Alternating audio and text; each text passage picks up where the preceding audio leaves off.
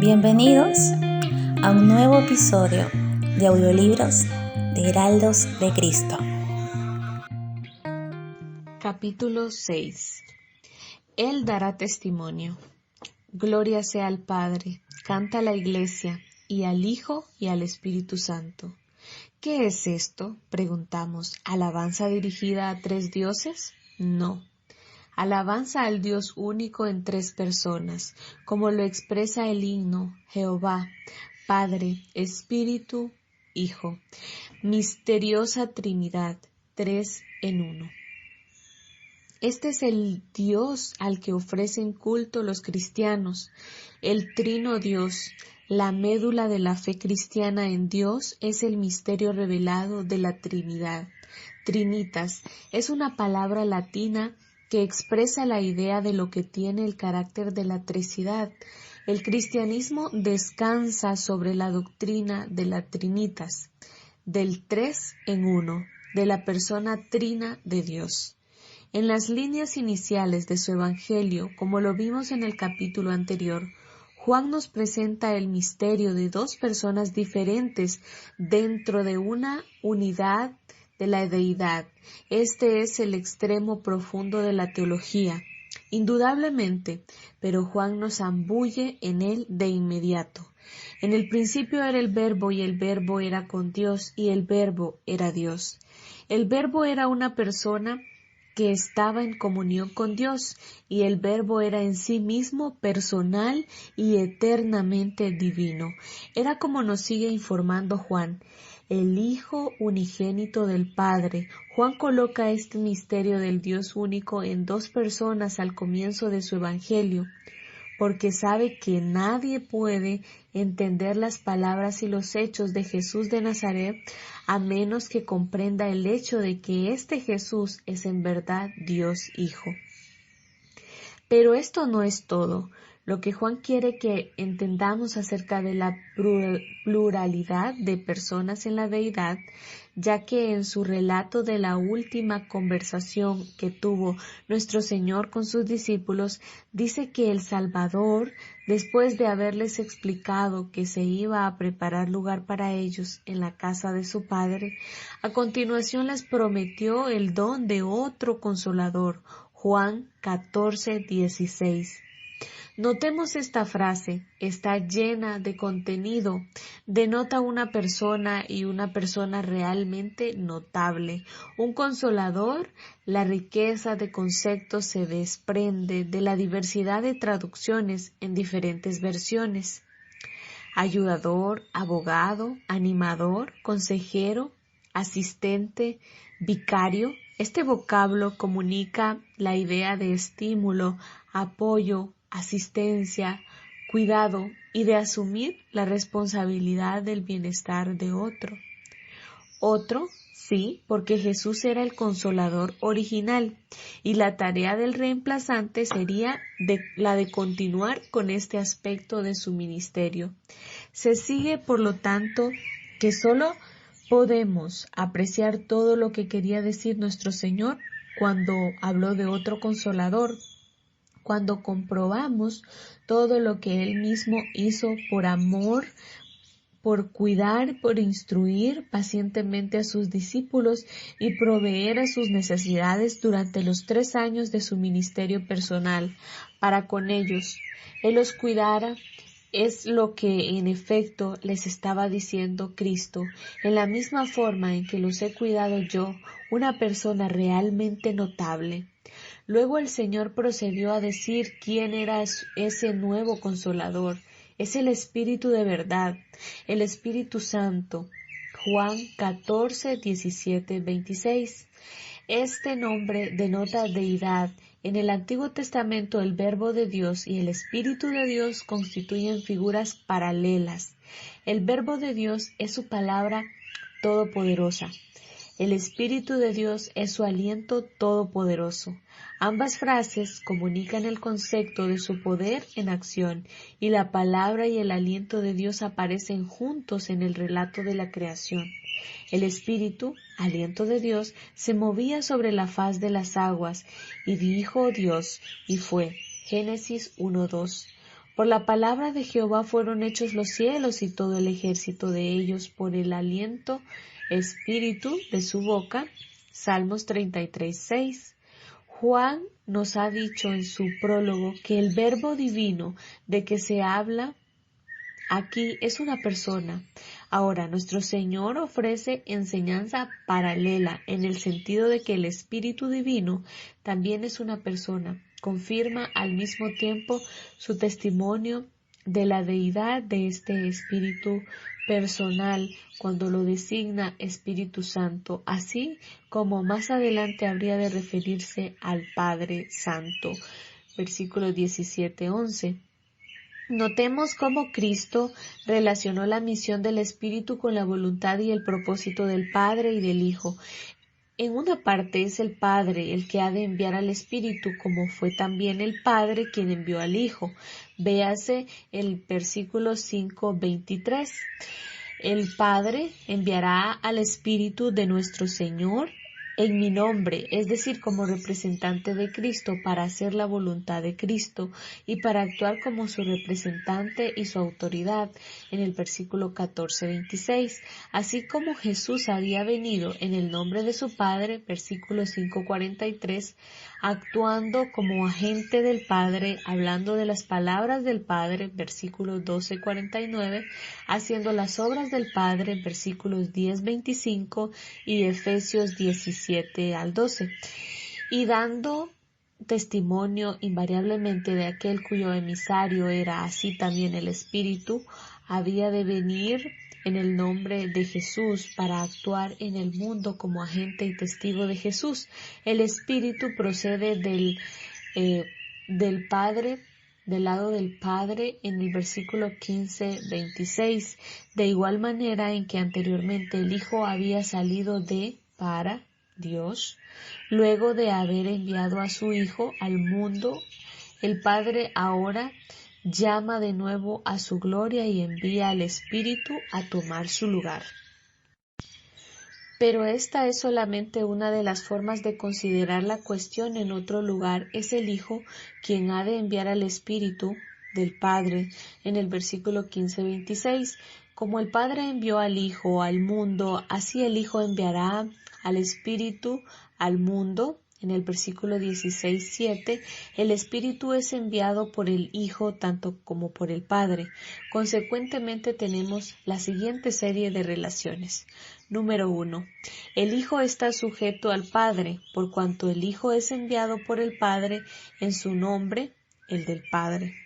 Número 2. El Espíritu está sujeto al Padre, por cuanto el Espíritu es enviado por el Padre en el nombre del Hijo. Número 3. El Espíritu está sujeto al Hijo como el Padre, por cuanto el Espíritu es enviado por el Hijo, tanto como por el Padre. Compárese en versículo 22, sopló y les dijo, recibid el Espíritu Santo. Así Juan deja estampada la revelación de nuestro Señor sobre el misterio de la Trinidad, 3 personas y un solo Dios, y el Hijo hace la voluntad del Padre y el Espíritu hace la voluntad del Padre y del Hijo, y lo que recibe realce es que el Espíritu que viene a los discípulos de Cristo para que esté con vosotros para siempre, en el versículo 14:16, viene a ejercer el ministerio de la consolación en lugar de Cristo. Por lo tanto, si el misterio de Cristo como consolador era importante, el ministerio del Espíritu Santo como consolador no puede ser menos importante. Pero de la lectura de la historia de la Iglesia no es la impresión que nos queda, como tampoco si observamos la vida de la Iglesia en el día de hoy. Resulta sorprendente ver la diferencia con que se tratan las doctrinas bíblicas de la segunda y de la tercera persona de la Trinidad.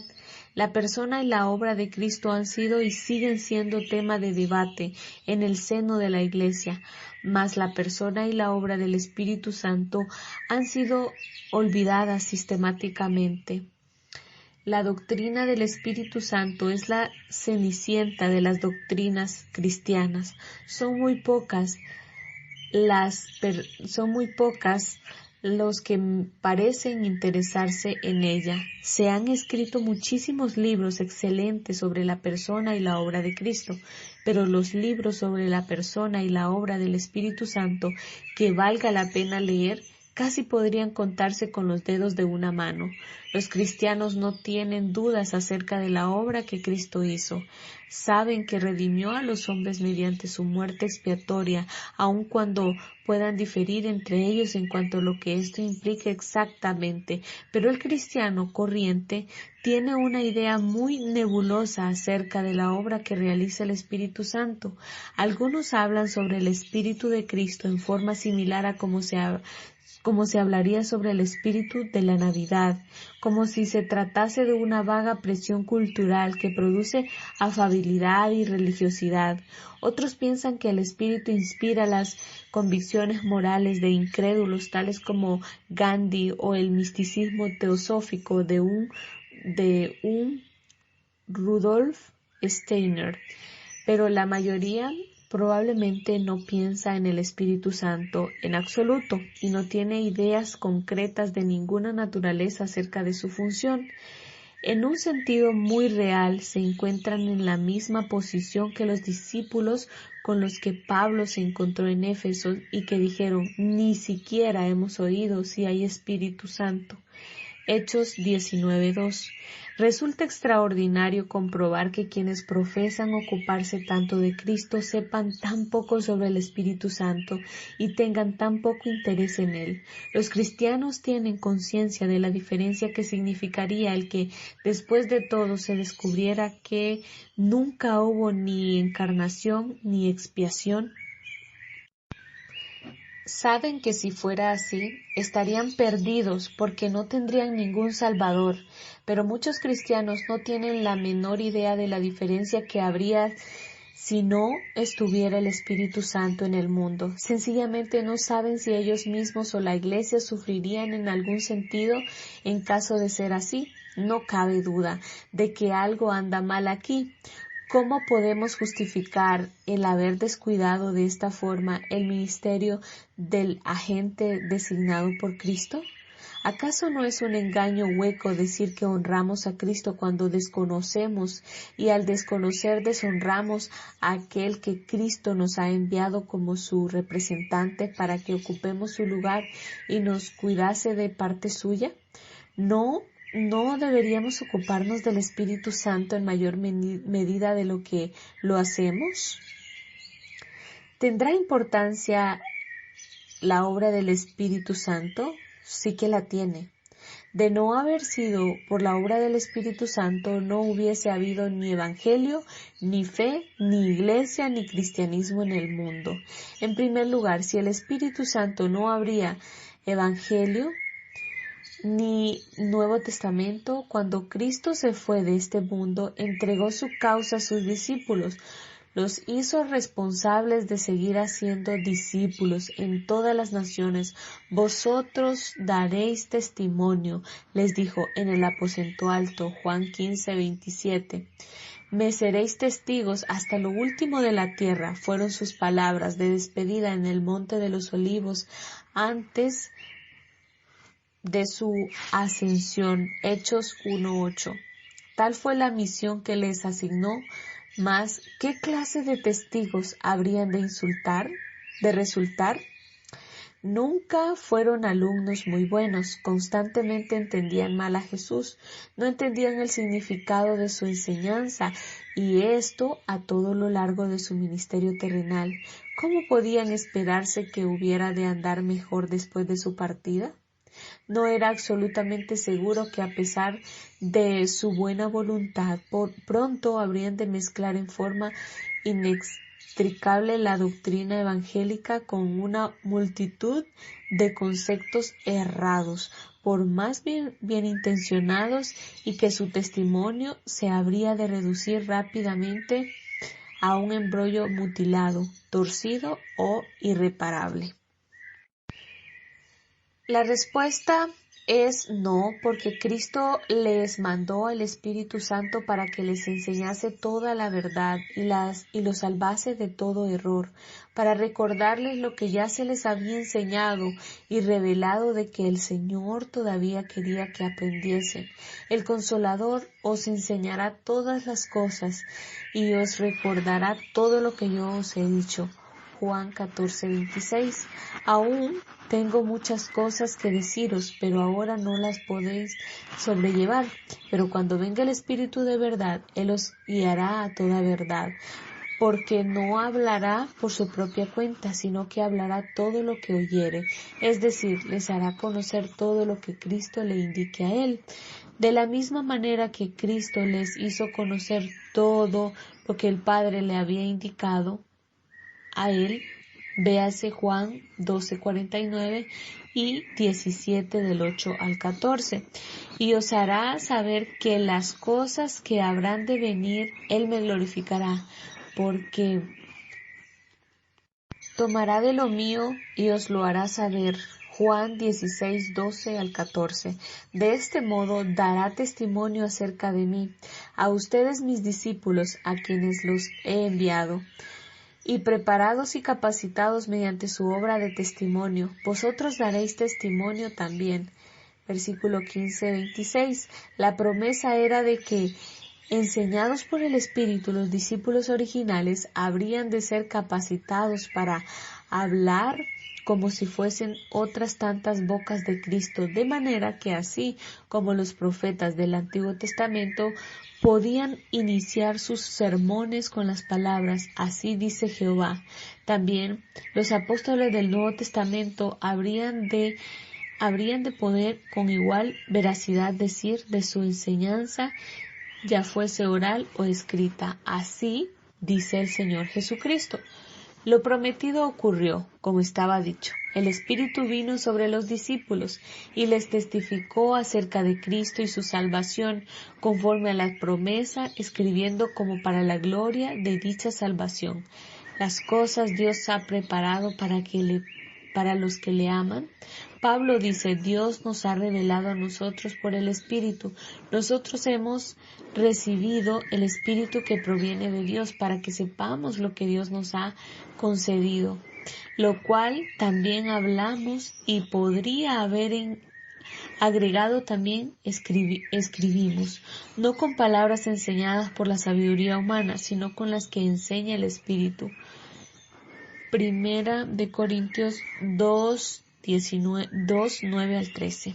El Espíritu daba testimonio a los apóstoles, revelándoles toda la verdad, inspirándolos a comunicada verazmente. De aquí el Evangelio, de aquí también el Nuevo Testamento, pero el mundo no hubiera conocido ni a lo uno ni a lo otro sin el Espíritu Santo. Por esto no es todo. En segundo lugar, sin el Espíritu Santo no hubiera habido ni fe ni nuevo nacimiento. En una palabra, no habrían cristianos. La luz del Evangelio brilla, pero el Dios de este siglo cegó el entendimiento de los incrédulos. Segunda de Corintios 4:4. Y los ciegos no responden al estímulo de la luz, como les dijo Cristo a Nicodemo: el que no naciere de nuevo no puede ver el reino de Dios, no puede entrar en el reino de Dios. Juan 3:5. Hablando corporativamente en su nombre y en el de sus discípulos a Nicodemo y a toda esa clase de gente religiosa no regenerada a la que pertenecía Nicodemo, Cristo siguió explicando que la consecuencia inevitable de estar en ese estado no regenerado es la incredulidad. ¿No recibes nuestro testimonio? Versículo 11. El Evangelio no produce en ellos convencimiento de pecado. La incredulidad los tiene agarrados. ¿Qué se sigue de esto? Llegaremos a la conclusión de que predicar el Evangelio es perder el tiempo y que por lo tanto debemos abandonar la evangelización para tratarse de una empresa inútil destinada al fracaso. No, porque el Espíritu permanece con la Iglesia para dar testimonio de Cristo. A los apóstoles les dio testimonio mediante revelación e inspiración, como ya hemos visto. A los demás hombres a través de todas las épocas les da testimonio, iluminándolos, abriendo ojos enceguecidos, restaurando la visión espiritual, haciendo que los pecadores puedan ver que el Evangelio es en efecto la verdad de Dios, que la Escritura es en verdad la palabra de Dios y que Cristo es efectivamente el Hijo de Dios. Cuando Él, el Espíritu, venga, convencerá al mundo de pecado, de justicia y de juicio. No nos corresponde a nosotros imaginar que podemos probar la verdad del cristianismo en nuestros propios argumentos. Nadie puede demostrar la verdad del cristianismo salvo el Espíritu Santo, mediante su propia y todopoderosa obra de renovar el corazón enceguecido. Es la prerrogativa soberana del Espíritu de Cristo convencer la conciencia de los hombres acerca de la verdad del Evangelio de Cristo, y los testigos humanos de Cristo deben aprender a cifrar sus esperanzas de éxito no en una hábil presentación de la verdad por el hombre, sino en la poderosa demostración de la verdad por el Espíritu. Aquí Pablo nos señala el camino. Hermanos, cuando fui a vosotros para anunciaros el testimonio de Dios, no fui con excelencia de palabras o de sabiduría, ni mi palabra ni mi predicación fue con palabras persuasivas de humana sabiduría, sino con demostración del Espíritu y del poder, para que vuestra fe no esté fundada en sabiduría de los hombres, sino en el poder de Dios. 1 Corintios 2, 1, 5. Y porque el Espíritu da testimonio de este modo, los hombres acuden a la fe. Cuando se predica el Evangelio, pero sin el Espíritu no habría un solo cristiano en todo el mundo. ¿Honramos nosotros al Espíritu Santo reconociendo su obra y poniendo nuestra confianza en ella? ¿O menospreciamos desconvenciéndolo y por lo tanto deshonramos no solamente al Espíritu, sino al Señor que lo envió? En nuestra fe aceptamos la autoridad de la Biblia, el Antiguo Testamento profético y el Nuevo Testamento apostólico que Él inspiró. La leemos y la escuchamos con reverencia y actitud receptiva como corresponde a la palabra de Dios. De lo contrario, injuriamos al Espíritu Santo en nuestra vida. Aplicamos la autoridad de la Biblia a fin de vivir de acuerdo a ella, sea lo que fuera, lo que digan los hombres de ella, reconociendo que la palabra de Dios no puede menos que ser cierta y que lo que Dios ha dicho lo va a cumplir. De lo contrario, injuriamos al Espíritu Santo que nos dio la Biblia en nuestro testimonio. Tenemos presente que solo el Espíritu Santo por su testimonio puede autenticar nuestro testimonio.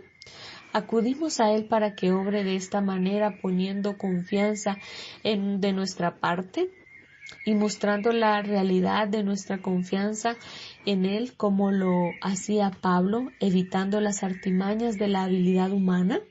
De lo contrario, injuriamos al Espíritu Santo. Podemos dudar que la presente esterilidad en la vida de la Iglesia constituya el juicio de Dios sobre nosotros para la forma en que hemos deshonrado. La constituye el juicio de Dios sobre nosotros por la forma en la que hemos deshonrado al Espíritu Santo, y en este caso, ¿qué esperanza tenemos de que esto se rectifique, al menos que aprendamos a honrar al Espíritu Santo en nuestra manera de pensar, en nuestra manera de orar y en la práctica de la vida? Él dará testimonio. El que tiene oído, oiga lo que el Espíritu dice a las iglesias.